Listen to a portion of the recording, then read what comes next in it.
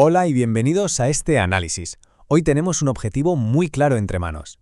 Vamos a desmitificar los artículos en español.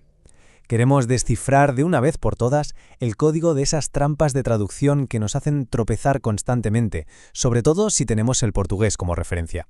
Porque, sinceramente, aprender las reglas de género no tiene por qué ser un ejercicio de memoria aburrido. En realidad es un sistema tremendamente lógico y, si nos fijamos bien, hasta fascinante. Bueno, vamos a meternos de lleno en esto. Dominar el género en español es literalmente como dominar un arte. Y como en cualquier disciplina artística, para llegar a ser unos verdaderos expertos, primero tenemos que dominar la técnica base. Así que este será nuestro mapa de ruta para hoy. Iremos paso a paso. Empezaremos con la base, pasaremos a la famosa trampa, luego nos dedicaremos a decodificar patrones, cruzaremos el espejo invertido y remataremos con la regla de oro. Empezamos por el punto número 1, la base, estableciendo los cimientos. A ver, al traducir del portugués al español, el primer paso lógico es establecer las equivalencias directas. Cuando hablamos de algo específico en masculino, esa o singular del portugués pasa a ser el en español, y su plural, os, se convierte en los. Si miramos el lado femenino es todavía más sencillo y transparente. La da se queda como la, y as es simplemente las. Esta correspondencia directa es nuestro salvavidas, nuestro punto de partida seguro. Y es que, si lo pensamos bien, el y la actúan verdaderamente como dos pilares arquitectónicos gigantescos. Sostienen a la inmensa mayoría de los sustantivos en español. Si decimos el libro o la maceta, hay un apoyo estructural total en estas columnas. Son la norma estándar absoluta para la comunicación diaria. Claro que, por otro lado, también tenemos los artículos indefinidos que usamos cuando no hablamos de algo en concreto. Un, una, unos y unas. Pero ojo aquí, porque hay un detalle súper importante. Cuando usamos el masculino singular, la palabra original uno pierde su letra final justo antes del sustantivo. O sea, jamás diríamos uno coche o uno hombre, lo correcto es un coche o un hombre. Parece un detalle sin importancia, pero créanme, es lo que marca la diferencia entre sonar como alguien que acaba de empezar y alguien que domina la base. Y así llegamos al punto 2, la trampa, el infame artículo lo. ¿Por qué decimos lo libro? Es un error súper común y muy persistente. Y la verdad es que es una pregunta fascinante. Resulta que todo viene de una traducción mental casi automática. Al tener en mente el artículo masculino o en portugués, como en o libro, el cerebro busca un equivalente en español que también termine en o. Y por pura inercia, ¡pum!, aterriza en lo. Pero claro, ese es un camino directo al desastre gramatical. Y esta imagen lo ilustra a la perfección. Es literal un cortocircuito mental. Al intentar encajar lo como si fuera un artículo masculino para un sustantivo, el sistema entero se rompe. Porque libro es un sustantivo, y lo simplemente no equivale a esa o portuguesa. El único camino correcto, la única opción, es asignarle el artículo masculino real, que ya hemos visto que es el libro, siempre, sin excepciones. Entonces, si resulta que lo no se usa para los sustantivos, ¿qué hacemos con él? Pues existe una ecuación mental perfecta para esto, casi matemática. El artículo neutro lo, sumado a un adjetivo o a un adverbio, nos da como resultado un concepto abstracto. Funciona como una especie de transformador. Si cogemos el adjetivo mejor, al ponerle lo delante, lo estamos convirtiendo en la idea abstracta de lo mejor de la vida. Así que la regla es infalible. Si es algo que se puede tocar o dibujar, como un coche o un libro, no puede llevarlo de ninguna manera. De verdad, la conclusión de todo esto es un mandamiento absoluto. Nunca usar lo delante de sustantivos.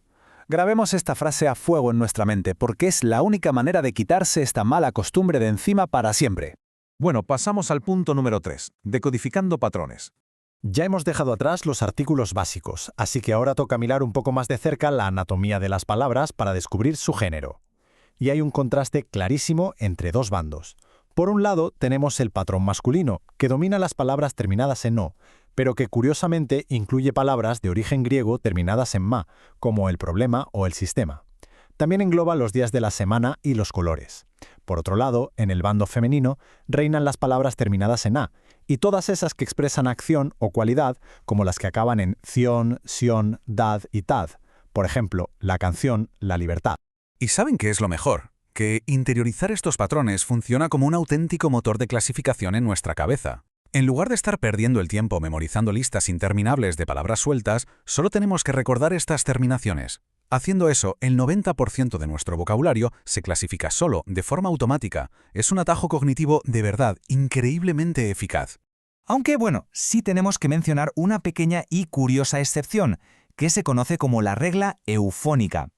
Hay palabras que son totalmente femeninas, como agua o hacha, pero claro, como empiezan con una A fuerte, una A tónica, si pusiéramos la justo antes, el choque de vocales sonaría fatal, la agua. Para evitar ese golpe de sonido, el español toma prestado el artículo masculino en singular, el agua. Pero tranquilos que en plural el problema desaparece por la S y vuelven a ser femeninas, las aguas. Y así llegamos a la sección 4, un tema súper interesante, el espejo invertido, o las famosas palabras heterogenéricas. Fijaos en esto, porque la frontera entre el portugués y el español a veces es literal como un espejo que refleja el género opuesto.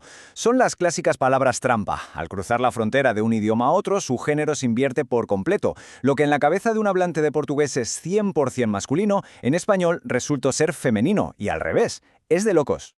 Vamos a ver unos ejemplos concretos del día a día para que quede clarísimo. Pensemos en o sal, o mel, o sangue, o nariz.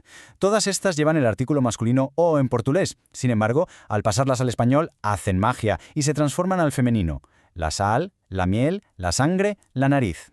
Pero incluso dentro de este caos del espejo invertido, podemos encontrar patrones. Resulta que muchos elementos biológicos y naturales tienden a pasarse al lado femenino, saltando de O a la. Y por el contrario, los conceptos más estructurales y sensoriales suelen hacer el viaje en la dirección opuesta, de A hacia él.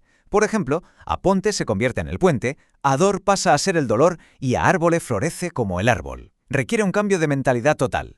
Y por fin llegamos a la sección 5, la regla de oro, el puente definitivo para resolver uno de los mayores quebraderos de cabeza. Para una de las confusiones más recurrentes que existen al aprender español, hay una solución tajante. Si hay una terminación que realmente vuelve loco a cualquiera, es agem. En portugués, palabras como viagem o tatuagem son siempre femeninas. Pero aquí viene la regla de oro, la que no falla nunca.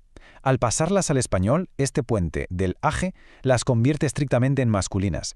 Así que será el viaje, el tatuaje, el paisaje.